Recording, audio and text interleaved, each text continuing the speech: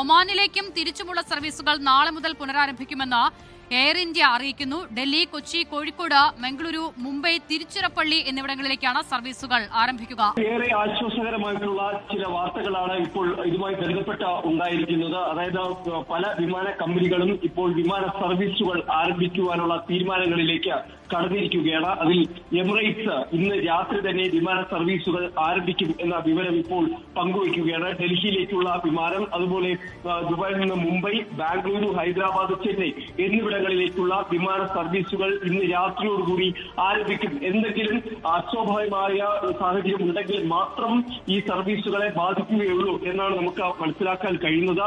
മാത്രമല്ല, എത്തിഹാദിന്റെ ഏതാണ്ട് 15 വിമാന സർവീസുകൾ ഇതിനോടകം തന്നെ ആരംഭിച്ചിട്ടുണ്ട് എന്ന വിവരം കൂടി ലഭിക്കുന്നുണ്ട്. ഒപ്പമാണ് എയർ ഇന്ത്യ എക്സ്പ്രസ് മസ്കറ്റിൽ നിന്ന് നാളെ മുതൽ വിമാന സർവീസുകൾ ആരംഭിക്കുമെന്ന കാര്യം കൂടി ഇപ്പോൾ അറിയിക്കുന്നത്.